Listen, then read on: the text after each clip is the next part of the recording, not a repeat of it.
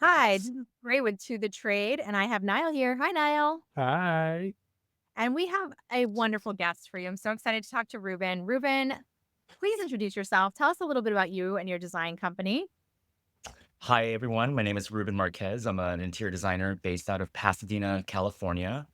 We work all over, not only within California, San Francisco, Lake Tahoe, but also um, Mexico, Dubai, Singapore, and yeah, everywhere in between. So we're also worldwide. But anyway, Yeah, luxury yeah. high end. My work is right behind me, as you can see. A little preview. Great. Yeah, I've been doing this for about almost 15 years now. Worked under other designers beforehand, so very proud of the work that we've been doing over the years. You So do great work. As I said, you're one of my ones to watch. And I was very excited that you were agreeing to come on to our podcast. I want to start from the very beginning. What initially got you into an interest in design? Was it from the very beginning or Ooh.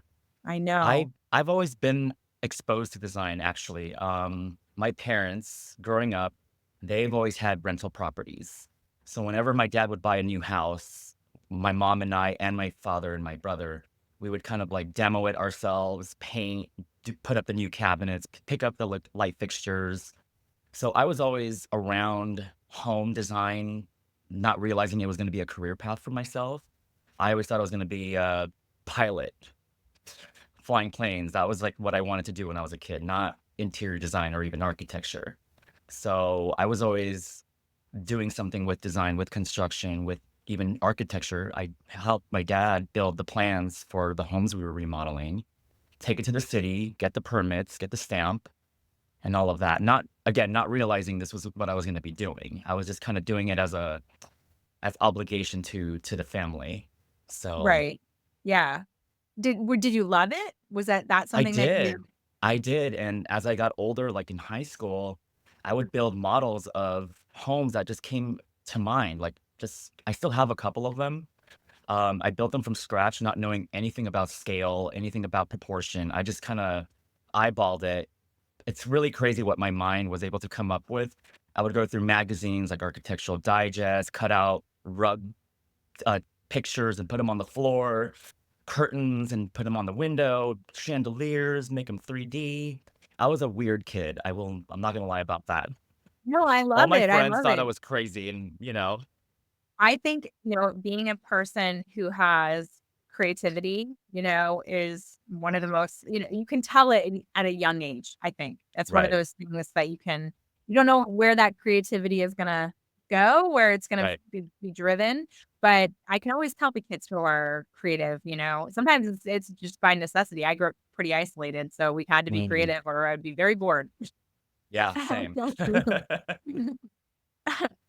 In your early experiences, do you think that there was anything in particular that shaped your design aesthetic?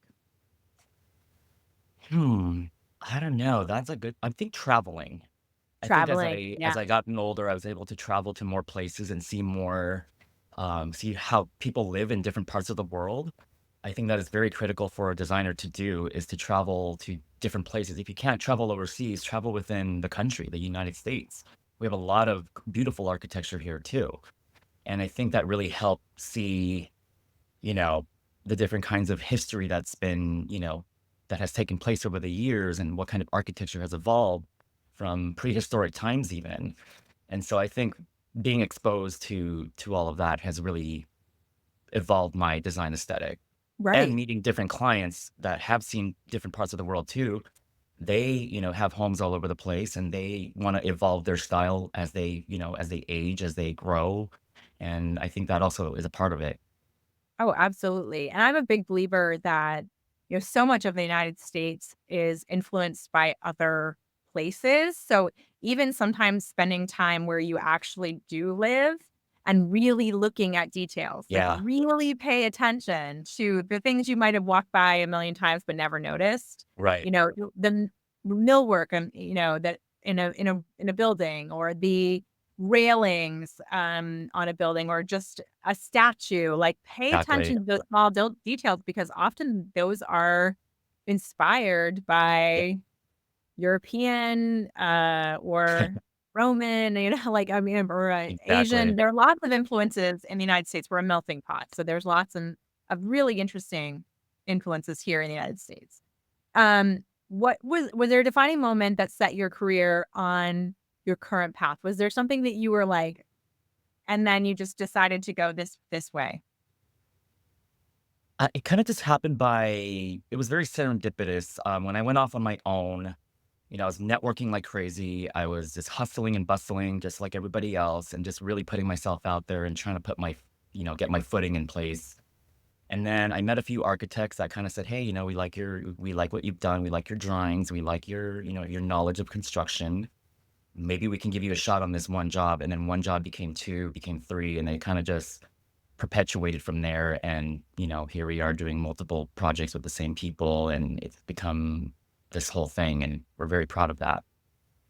So Um, what did that feel like in the very beginning? I'm just gonna ask because I think that because you got those repeat clients right away, my thought is you got that first you were hungry for that first right. job and first opportunity, and when you got it, you probably worked way harder than what you were being paid for, Yep, and definitely. were overly communicating, over delivering every minute of the way so that you could just, like, knock them their socks off so that they would become Right. repeat clients. How did you do that not knowing the process? Well, I did work for a previous designer who did similar work. So I already had that kind of level of experience of Sure. beforehand. So it was kind of like, okay, I'm really on my own this time. I'm doing this by myself, and the stakes are really high. I cannot fail. I don't want to fail. I have to prove myself. So it was like the stakes were much higher than when you're working with someone Oh, else absolutely. and your The name pressure's is on. there. Yeah, oh, totally, totally. It's Yeah, very nerve-wracking, and I was like, "Oh my gosh, like, am I even capable? Like, I've done it a million times before, but am I capable of doing it by myself for myself?" right. And, you just have to And trust do your I have gut. it right with, like, Right. the contract and the pricing and the process and the Yep. communication and all of those other business side that goes hand Totally. in hand with the creative.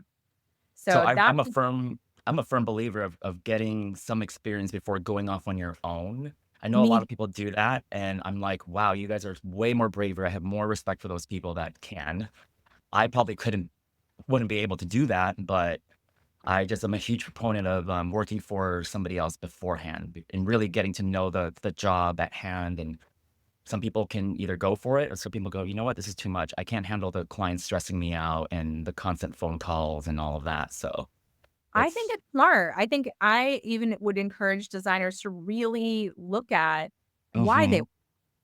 on their own because it is you're adding a whole other layer of stress to your Yep. life by owning a business. And there with that comes rewards, but also there could be no rewards, Yeah, right. depending on how your business goes. So it it's always kind of good to examine if you're the kind of person too who is able to do that. Really searching yourself like, am I better working for someone else than I am working independently for myself? Because some people can do it and some people can't. They Yep, just get too distracted. They can't be organized. They can't figure that part out, and they can really hurt themselves right. financially by getting Totally. in.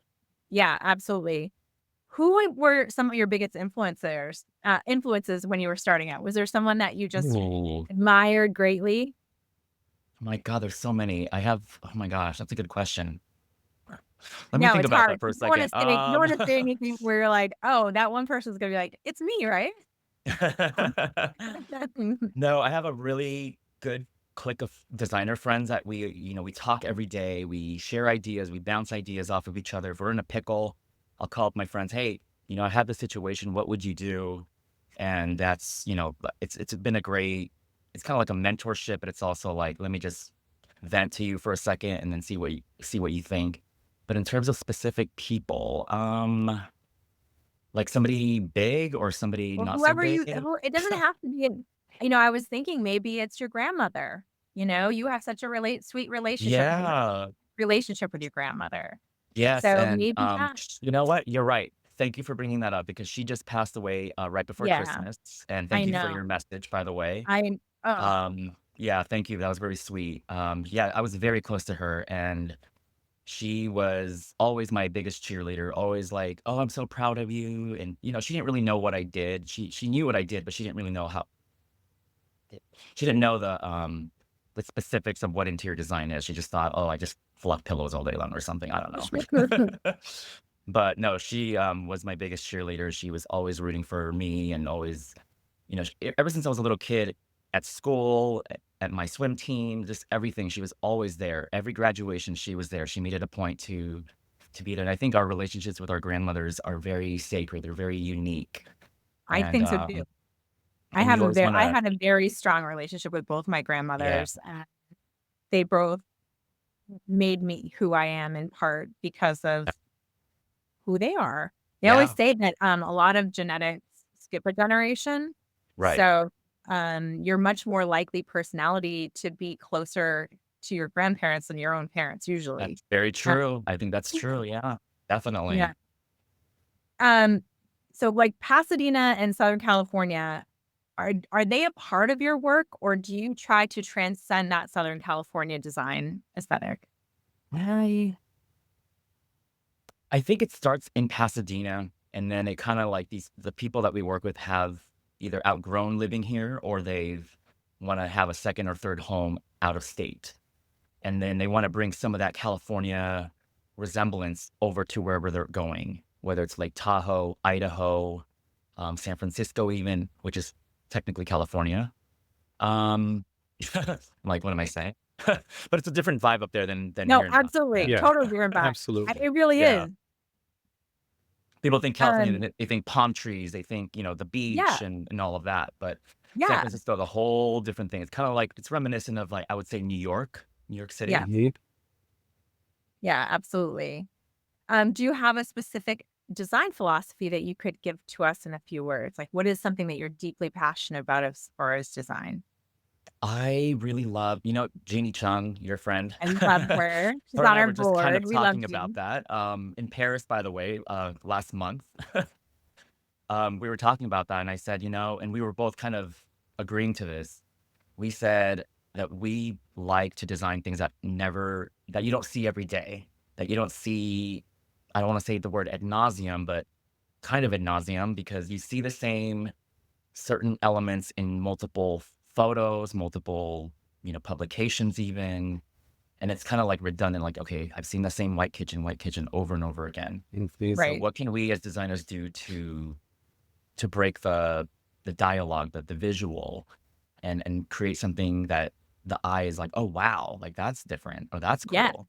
Make Yes. people scared a little bit, but then it's not too bold at the end of the day. Right. Right. So, Well, I Or guess he does that spectacularly well, and so do is you. me. I see that in the choices of, materials that you're using, and I think that's really something that every designer should aspire to, not just in the Right. design philosophy as far as, like, the work, but also in what we talk about in the world of interior design. I'm personally so, so tired of talking about color. Like, I just can't talk about color another time. I can't even listen to another person talk about color. I love coloring. It's not that I don't, it's just, like, I'm just so bored with it. I'm like, Right. it feels very, like, "Oh, florals for spring, groundbreaking." It feels very that to me. I'm just like, "All right, designers talking about color." Right, right. Do you have a signature approach to luxury interiors? Is there something that you start with and then layer? Phew, that is a very every project is different Yes, because people start off in different ways. Some people have nothing to go off of, so that's like a blank slate. Typically the right. dream kinda jobs, right? And then sometimes we have people that, "Oh, I have this antique, or I have this rug, or I have this art that I have to have in this house." And you look at it, you're like, "Oh, wow, that's something." It's either Sure, good or bad, but I get it, there's sentimental value to it, so I can't really judge all the way like that. I sure. have to respect their belongings, their things, and their family heirlooms, and, we can't just say, "No, you can't have that in there." Even though in my Right. head, I'm like, "Oh, do we really want that in here in this beautiful new home that we're building, or can we put that somewhere else?" Right, right. So it's different for different projects, but I try to see the whole, if I'm given a floor plan or if I'm seeing an existing home, I'm already kind of envisioning what I'm going to do before I even hear the client speak. Because I know they saw my portfolio, they see the book, they see our website and our Instagram page. So I know that they want something similar to that caliber of work. So I'm already expecting them to say, like, I want something like you did here, or I want something like you did over there at this house.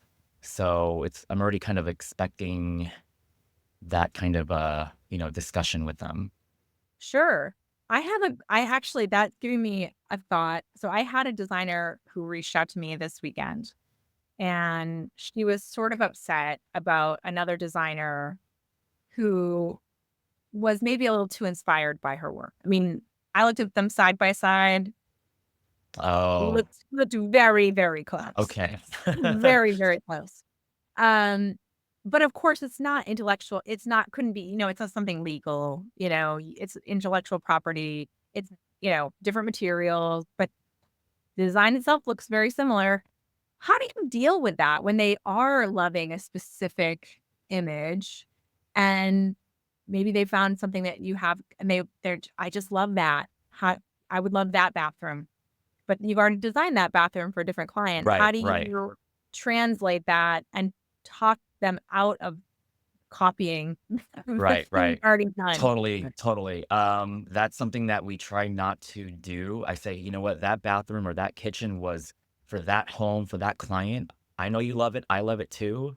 But you know what? We're on this next level with your home. I think we can create something better than that. And we can use it as a source of inspiration, but let's take it to the next level. Let's see how we can up it up a little bit, take it to a whole And make it different personal world. to you, right? Yeah, Which is for you, like yeah, you came up to me because you wanted something different, you wanted something cool and fun, and if we do something that already exists, well, then we're not being cool, we're not being different, we're being the same. And why are right, you hiring me then?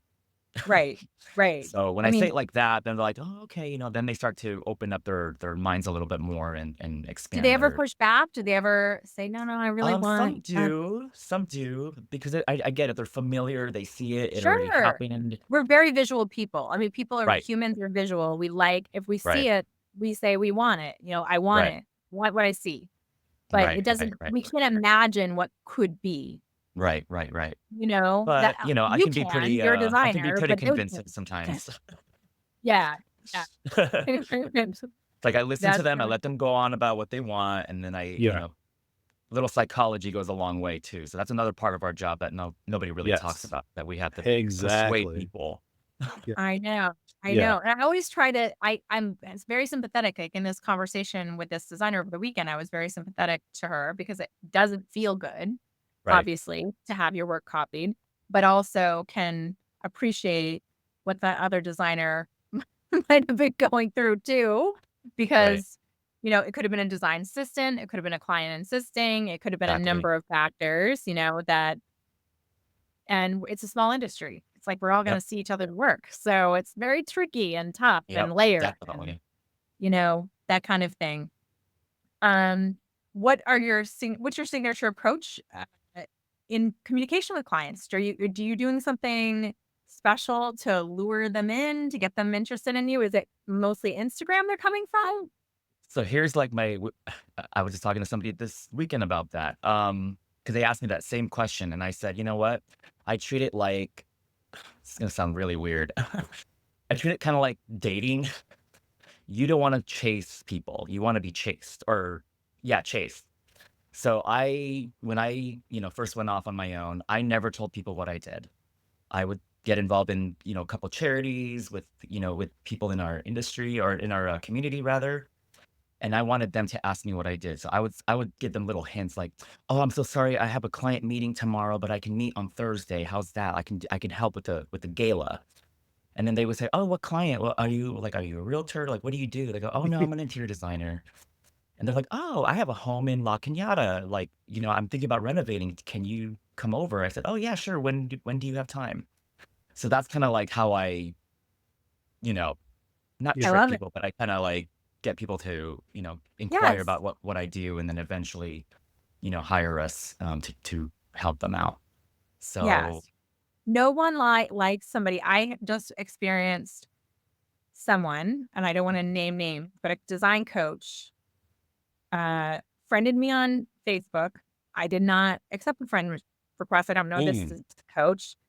I got 3 over the weekend, 3 DMs from this design Oh, coach wow. asking me to sign up for their workshop. There's limited seating and blah, blah, blah.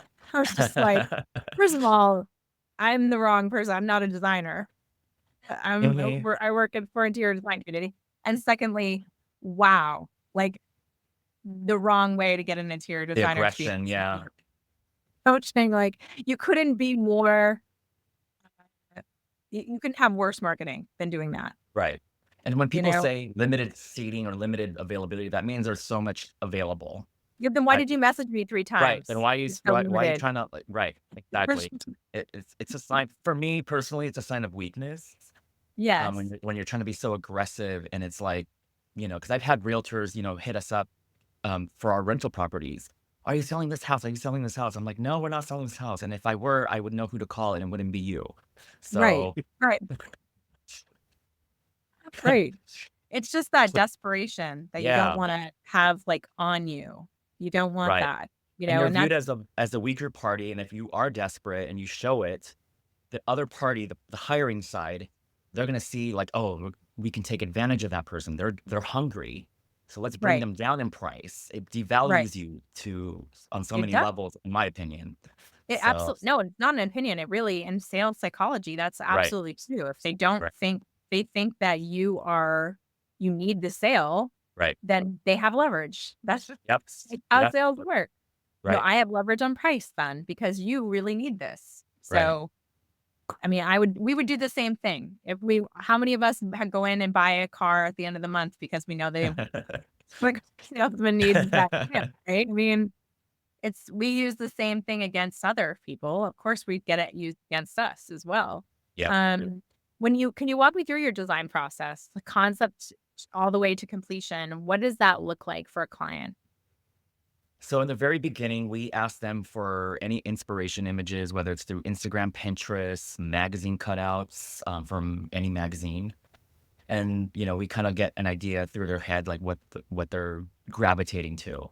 Sometimes they won't have a clue. They'll just say, we like your work. Just do what you do, which is my favorite thing to hear. Ooh, I'm like, nice. Yeah. and then so we put together mood boards, virtual mood boards. We presented to them in person. I want to see them face to face. I want to see their reaction to things. I want to see if there's a smirk, or if there's a smile, like "ooh," or I don't know about that," because that'll be very revealing to me, as to what they want and what they don't want, so that we Right. can proceed to the next phase of the project. So we start And you with do the that all images. virtually. No, You're in person. We do it on, all like, in person. we bring, like, an iPad, or we bring our Oh, laptop, or they yeah. come to my office, or I come to their home or office, depending on the situation, and then I show them slide by slide, and then I wanna see their face. I wanna know how they're reacting.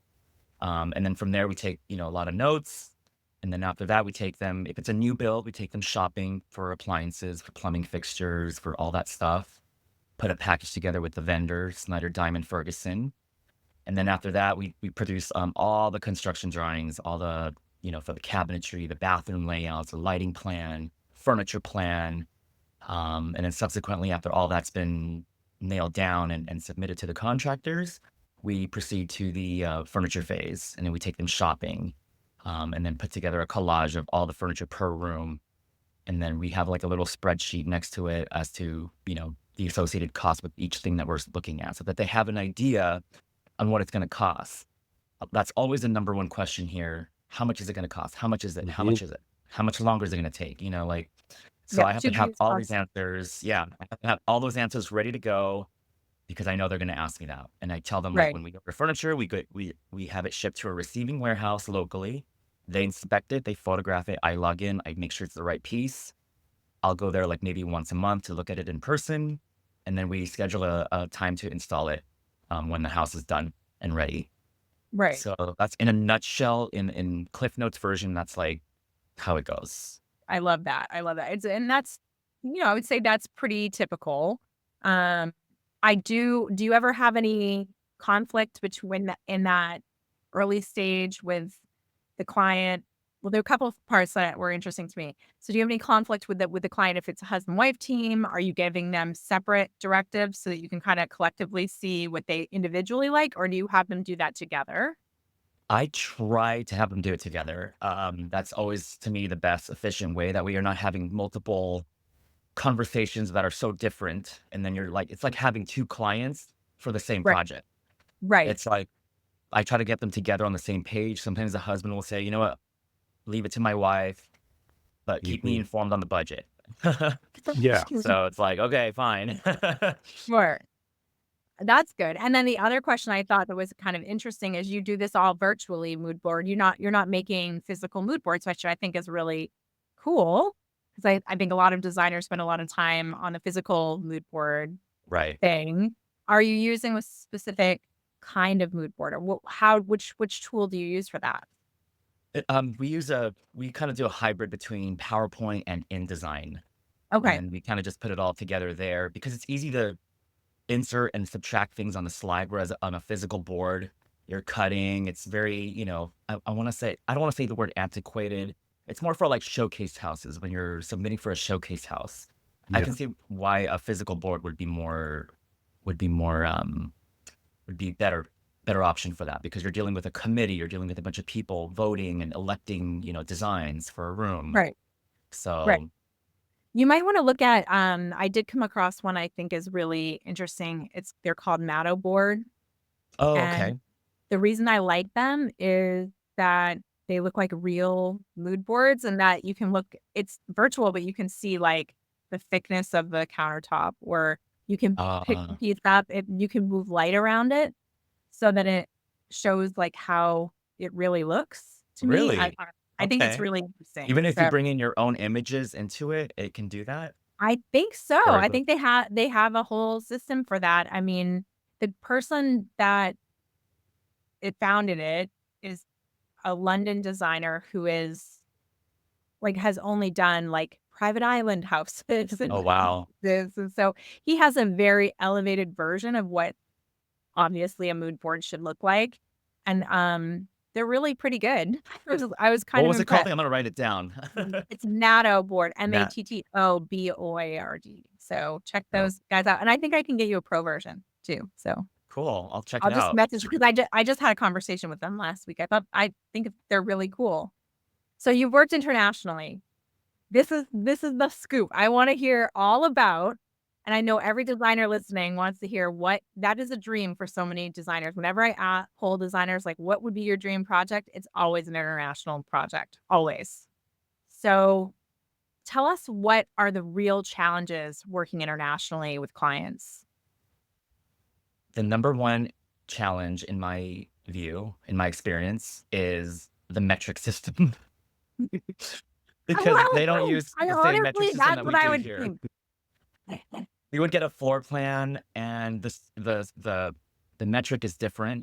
Yeah. You have to scale the whole plan to inches, to quarter inch or however, whatever scale you use. That's like and getting it right because if you mess up, all your furniture that you're putting into these floor plans, Yep. I don't even wanna know. But Oh that's gosh. yeah, so I had to, like, triple check, quadruple check, make sure it's the right So scale, the right every measurements are the hardest mhm. because of the metric system. And how about material? How about getting the vendor relationships in The other material, surprisingly, was not challenging because, No. the owners flew us to Italy to select all the marble. They sourced everything, whether it's here in the US or Italy or Dubai, depending on what they have, because they have limited resources over there. So a lot of it has to be Yeah, imported. Dubai's tough. I have, designers in Dubai, I have designers who do work in Dubai. Mhm. There are some brands that we know and love that Right, have distribution there, but but even that distribution that they have is much more limited. right. It's very And limited, so you have to import yeah, everything from outside. and that's tricky. I mean, that can be shipping nightmare. Yeah, But, totally. they have that kind of budget. It's okay. It's Mhm. just a lot of warehousing, a lot of receivership, a lot of Exactly. waiting really to Right. do it at the time. Um, I know. Are you making more money on international projects versus American projects? That is an interesting question. I would say they're almost equal. People think we Okay. make more money international because it's Dubai, it's this and that, but it's Right. because you're spending more time, you know, executing the jobs overseas when you're not physically there all the time. And when Right. you're there, you're only there for a limited time and you're trying to cram in as much as you can. So I would say it's about equal Right. than what you would think. Right. If you were to dissect every single, part of the project Let's and, pull it and apart you know, because right. it's all about, yeah, I mean, it's probably you might make more on this section, but less on Correct. this section. I mean, there's going to Exactly. be things that take you much longer to do because it's Hmm. international, like you said, with the measuring, triple checking, where you might not have to do Right. that here. Um, are there key differences between working in Pasadena and, versus the global markets? Are the clients very different that have those international? Um, they're not so much different. They're just more well-traveled, I think. They see the world more than we do, I think, because they're in that part of the world and they're closer to like Europe. So they go to Europe all the time or to Asia. So they see a lot more than we do on a regular basis. And therefore they bring a lot more to the table, in my opinion, because they know more than I do. They'll say, Right, "Oh, there's this place in London that I want you to check out. They have great pieces for this and this and this." And it's like, I never would have thought of that or even know to look for that. sure, yeah. So, It could be a small brand that right, that you're not getting that kind of information here in the United States, so right, and I right, know the Middle East, they have a lot of design coming in from the UK, like, it's right, a lot of the designers that come to the, Middle Eastern events or right. speak, I mean, they definitely have their own style in Dubai, but they are heavily influenced by British design, I think. Totally, totally. Yeah, yeah, and so I'm sure there are a lot of, like, certain, they want the Pierre Frey. Yeah, yep. Yeah, right. They love the Um, UK and they love Americans. They love right, anything they do. American, fashion, they love American Yeah, brands, and I mean, they love everything, they just love all that. yeah, I mean, Caracol is Yeah, selling and, yep. so, I mean, absolutely. What shifts do you see in the luxury design industry today? Is there anything changing that you can see coming down the road? I'm noticing a lot more traditional design is having a resurgence, if you will. I think we went through a period of modern, modern, modern, and Right, now I think people are appreciating antiquities, old things, vintage. Because part of it, I think, is people don't want to wait so long. So going to an antique shop, it's done, it's there, it exists. You can just buy it off the floor and create, your space with it. And so I'm seeing a little bit of a resurgence in traditional design, high-end traditional design, lots of right, moldings but more refined, not so goopy, not so baroque, if you will, right, more refined, traditional, I guess is what I meant right. to say. Yeah, Um, so I'm I noticing can see that. that. Yeah. Yeah, and are you what do you think about the color drenching moment that everyone is talking about? I mean, I'm kind of liking it. I just did that to my bedroom at home before it was even a thing. And Right, I love the way it makes me feel. I come home late at night after a long day, and this color drenching thing, it decompresses you. It makes you relaxed. It Yeah. makes you want to go to bed and you fall asleep like that. Some people have a hard time sleeping, like myself. And I darken my room like a taupey gray color. And I feel so good when I come home. Oh my gosh, I feel so relaxed. I can sleep, I can read. Oh my gosh, it's amazing. oh, I I don't know love about that. doing a whole house in color drenching. I don't know about the whole home, but a room or Right. two, like a den or a Mhm. study or Mo even a bedroom. A moment it's the moments that you would want that feeling. Right, You like, right, you want to because not every moment do you wanna be relaxed. right, You've not right, been right. walking around like, "Ugh." Well, I don't know. I want to be relaxed in every moment. I Oh, do. would So you? Yeah. Oh, No, yeah, really? I wanna be I don't You want to relaxed. be know, tense. energy I don't sometimes. want to walk around and be tense everywhere. So No, not yeah, tense, but, I'd like like, to be relaxed all the time. Yes. Color relaxed all the drenching. time? Yes, I'll take that. Yeah. Oh my goodness, that's surprise well, it doesn't kind of surprise me about you, Nile, Yeah, who wouldn't really. want who Who wouldn't want to be relaxed all the time? I like sometimes feeling energy. I sometimes have an easy time relaxing, so like I want to feel Uh, energy. I guess for me, the opposite of relaxed is high strung. Well, I'm high So strung a lot. yeah, well, so yeah, because so for me, it's like I can be relaxed. Like I can have a workout and I'm relaxed. Like I'm having a great workout. It's high energy, but I'm relaxed. Like I don't feel any anxiety. I'm not high strung. Oh, But I would think the opposite of relaxed is like you're like high strung. So it's an anxious moment. You know what I I mean? I don't I probably I don't actually feel anxious very often. Maybe I don't have maybe it's it. because I'll I do hurt feel. that. That's Maybe one it's because thing. I do feel I'm anxious so a lot. exact. So I know a lot of people who struggle with anxiety, and I just yeah, don't. I don't struggle with anxiety. I don't struggle with like imposter syndrome at all. I'm yeah. like usually I'm like I'm pretty cool actually. You pretty much you should like me. I'm pretty nice. Yeah. You You are should cool, like me. Laurie. Yeah, Well, that's I the opposite feel of everybody imposter does syndrome. like me. I mean, I what? Why wouldn't they like me? I'm nice. Like I'm not a jerk. I think the reason you shouldn't like someone is because they're a jerk. Right. Not like you know. Now, not really, but that's a topic for a whole other show. Sorry, Right. Ruben. Sorry. Next episode. How important is sustainability to you in design? I mean, I try to be sustainable in my own little That's hard. ways, but it's That's very hard. Yeah, hard in what we this do. industry is not It's exactly hard. easy on Yeah. sustainability. Yeah. Are there clients where you just had the fire, in California, which is very tough on so many people, and of course, Gene and I went in communication about it. I worked behind the scenes on some relief efforts as much as I possibly could to get donations. Are people thinking about at least version of that will give them the ability to have fire retardant materials, better air control, better air filtration, water filtration? Are they insisting on that more in homes? We just interviewed someone yesterday, an architect who was saying that the new builds where, where these homes were burned down, there's a lot of urban planning conversation about making that more dense.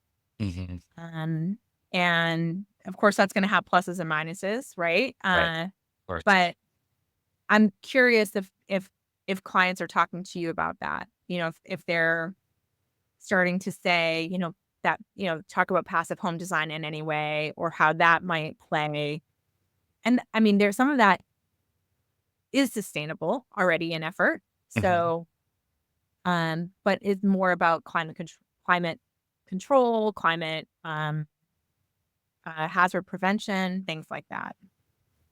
They're starting to bring up that conversation. I'm seeing a lot of articles out there about using fire retardant on exteriors, some kind of like, different materials instead of what we use every day here because of what just happened. Like I was at a client's house 2 weeks ago and, his home is right on the hill, on the foothill. Every time I look at the mountain, all I think about is a fire. I'm like, oh my Yeah, gosh, we're one fire away from, God forbid, this house. right. And he mentioned that, they're talking about possibly doing like a sprinkling system around the perimeter of his Yeah, home, to prevent any fires from coming over. I don't know how that's going to work out, but that's something that he's bringing up to the table. right. And, it's a valid point. Absolutely. Well, a lot of that, like keeping the air and embers out of Right. the attic is Right. and any sort of Hmm. um sprinkler system. But Right. also like even for current clients, if you're in the vicinity of a fire where it's not affecting your home, but you're breathing in that air, you're Right. drinking water where those particles are going into the water. I mean, air filtration, water filtration, to get that to be, you know, better than what a typical house would have, Hmm. boost that up as much as you can because that Right. is what you're breathing today, Yeah. that's Yeah.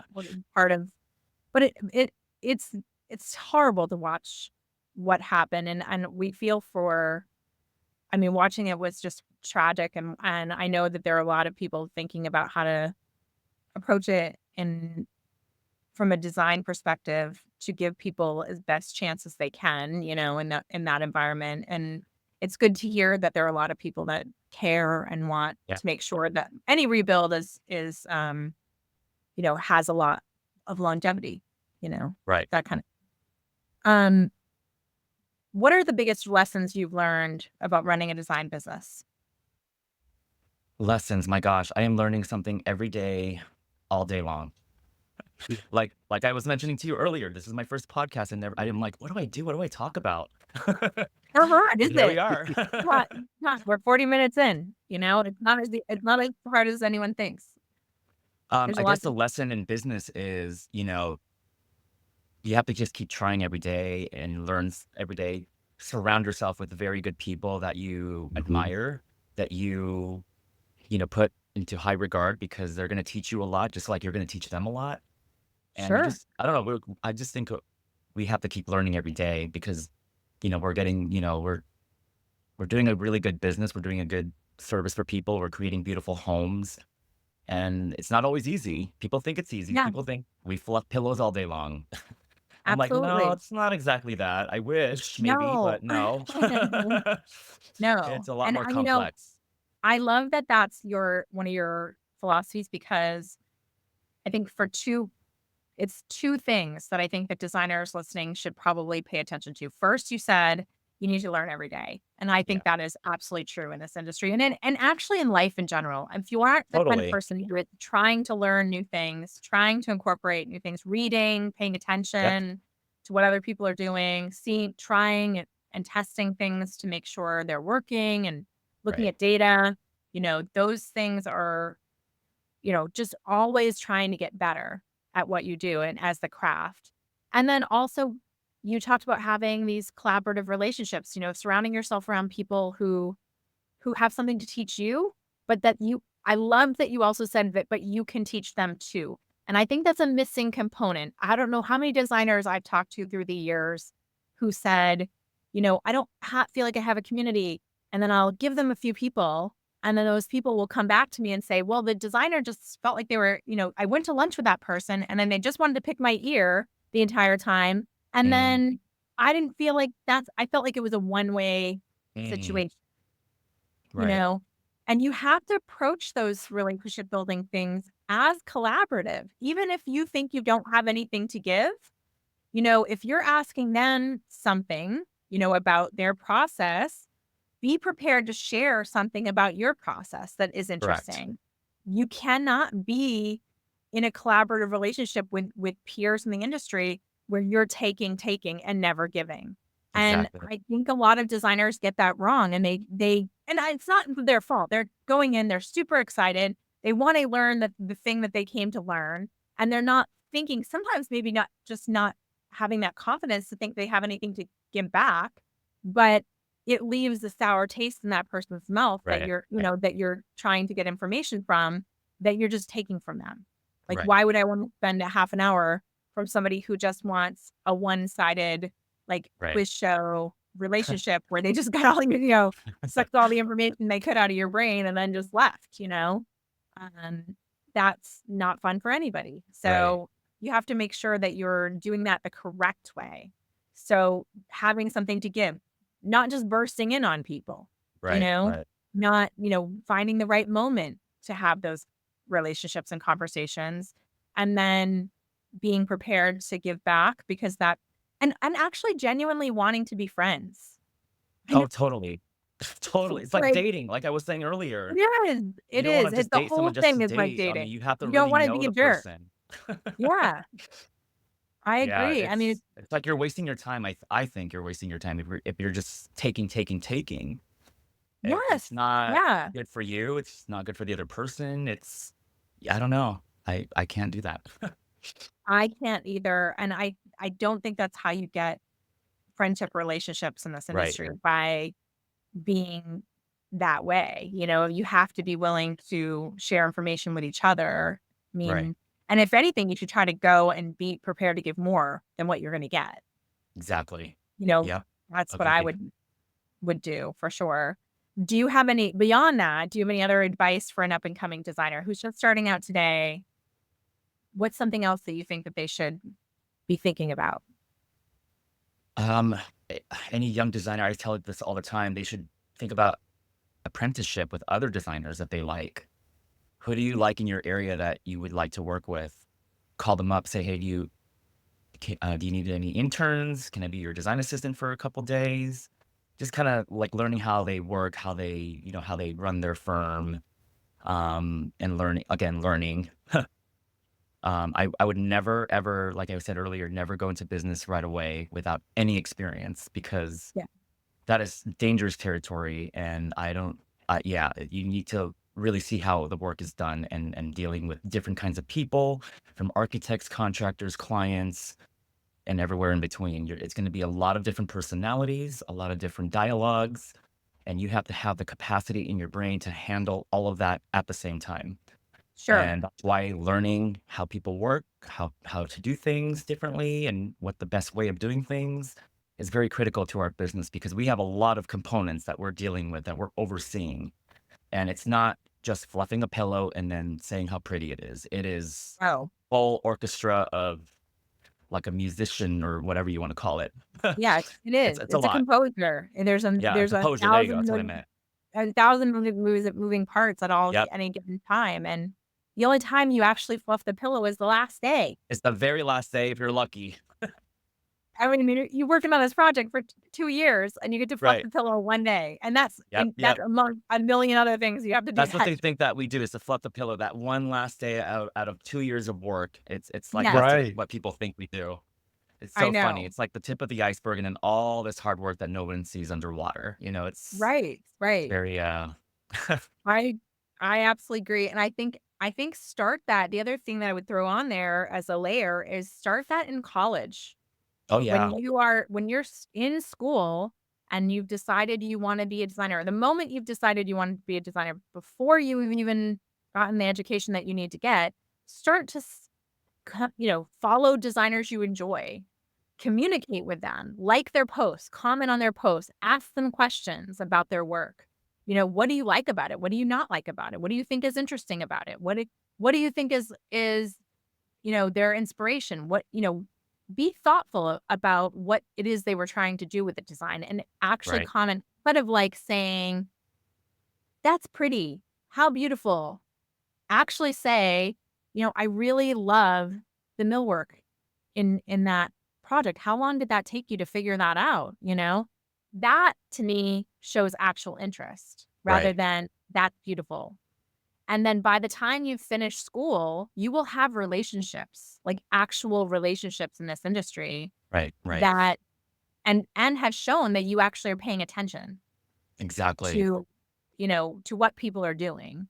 And you might have a job from that Yeah, you because, never know, and you know, they welcome it. I mean, people say like, "Oh, I don't know, they're not gonna respond to me. They're too big or they're too this." Mhm. Like, no, they will see it and they will respond. They actually right, like it when you reach out to them right. about things like that because they want to, take a break from their everyday and then, help someone else for a Or little just bit. have So, someone that notices the details. I yeah, mean, so often people notice it's beautiful. That's easy to right. see and say, And but say, yeah, someone who's paying attention to the details, you know, that's much more interesting to a designer. I mean, that's right, speaking right, their right. language, so speak their language and talk to them and develop a relationship with them while you're in school and while you're learning. And that could Hmm. set you up for an internship. That could set you up for, and I tell them too, start your Instagram like you want to work for somebody while you're in school. Once you're Right, finished school, you don't have anything to share because you haven't a job yet. right, right, So right. you don't have like the mood boards and the concept drawings and all of the things you were doing in school. You do have that while you're in school. So start that now and start those relationships now with Yeah, people you it's want a never job too from. late. Yeah. Yeah. Um, how do you manage the balance between creativity and business operations? That's a hard one for everybody. That is a very hard one. Oh my gosh. And I don't think there's a clear answer for that because every day is very different. Sure. One day I could be on the field with, contractors and architects and kind of doing a walkthrough and then trying to figure out, what the next step on the project would be and doing, our whole process from there. And then one day I'm just in the office, just dealing with my bookkeeper who I adore, but I'm like, oh God, I have to do this today, really? Ugh, yeah. So it's like, okay, well, here's all my expenses for this month, and adding it up, typing it in. She's like, is this personal? Is this business? And Yeah. Right. so Yeah. it's different every day. It's not a like every Monday is this day, and every Friday is it varies. It's as it Um, comes. You take it as as it as it comes for comes, her. and I'm kind of aware of it. I know it's coming. I know, like, okay, well, we have to do that walkthrough, or I have to do bookkeeping stuff or marketing stuff or whatever stuff, and you just have to kind of just go with it and plan your every Sunday. My Sundays consist of resting, reading, coffee, boring, You. right? And then I'm looking at my calendar for the upcoming week. Okay, where do I have to be? I need to allocate my time according to what I have for the week. And so that's kind of like what I do on Sundays is kind of preempt myself of the week that's coming up.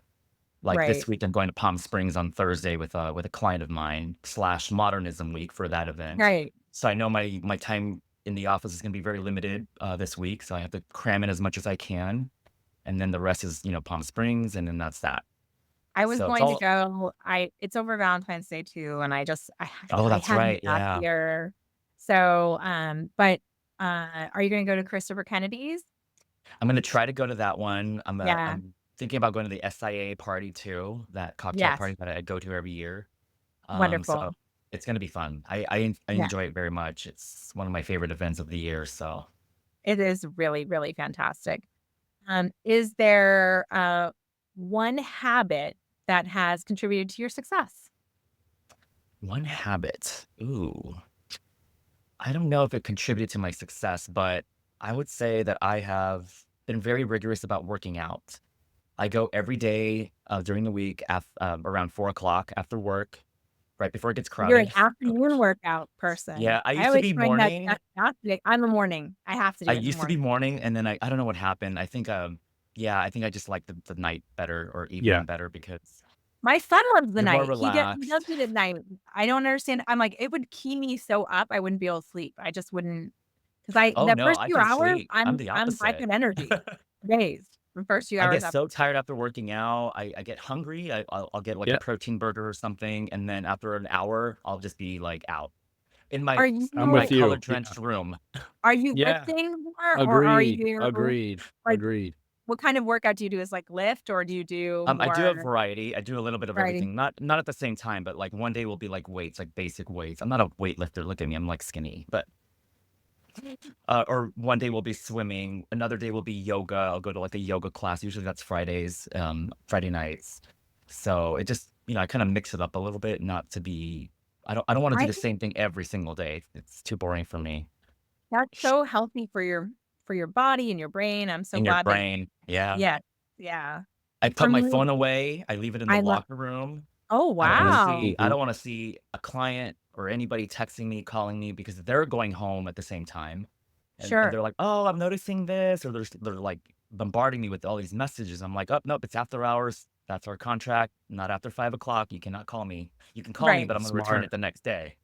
right, So right. Or I That's boundaries. smart. That's very boundaries is smart. Yeah. super good. Are good. I do keep my phone because It's very smart. I work out in the very early morning, and so I don't love working out. I still don't love it, and I'm not one of those people who has like that runner's high or anything. I never have gotten that. Mm, Sorry. I just like that I have done it every time, but I don't love it while I'm doing it.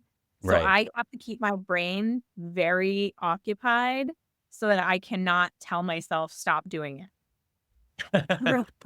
I will like listen to music. This is crazy, but I will listen to music and read a book Oh, at wow. the same time. I will listen to like Whoa. a playlist, and then I will also be reading a book. So Like I'm classical like, music or like music no, with full on, singing? like, I make sure it's something I Oh, can, like, wow. set my beat to. So Interesting. full on, I know it's really weird. I've never seen anyone else do it. And you still remember what you read? Yep. Wow. And Because sometimes sometimes, I'm like, rereading I'll be like, "Okay, really what into was the that part song, again?" and I won't pay attention to the book, but I do a lot of times I am listening to the song and reading the book at the same time. What So books are you reading? I'm just curious. I read everything. So Okay. I'm in book club, women's book club. So oftentimes I'm Nice. getting to pick. We each take turns picking based on our birthdays, and Very so cool. I always can't remember the because I do. Uh, but we read a lot of like bestsellers. Nice. It's all color type stuff, and then we have a meeting once a month to talk about the book. But lately, I've been missing the meeting. I've been reading the books, but missing the meetings because I've had so much travel. So. Yeah, yeah. But I always message in and say, "This was a good one," or "I hated this one." Um, is there anything next? Any exciting projects you're really excited about? We just broke ground on another new construction, local here to Pasadena. It's about, I want to say, almost 9,000 square feet. Ooh, Very cool family. They're really embracing this Indian tradition of design into this home. So it's not going to be your typical, you know, estate home, if you will. I mean, it'll still be grand in its square footage, but not in the sense of like what we do every day. So they're gonna Mhm. infuse a lot of Indian motifs, lighting, layers, and things like that. So I'm very excited to get ooh, started on that with them. that is always So fun. To yeah, anything that gives you an inspiration viewpoint that you can really run with and right. experiment. That sounds wonderful. It really Yeah, does. we're Well, buying a thank lot of you like. so Oh, sorry. much. That sounds so cool. We have Yeah, loved talking to you. We're going to make sure that all of our listeners get your links so they can follow you on Instagram and can find your website and learn more about what a great designer you are thank you. Oh my God, in this was so person. fun. I had a great time. Nice to Thank meet you, you. Nile, Laurie. Thanks. Bye. Bye. Bye.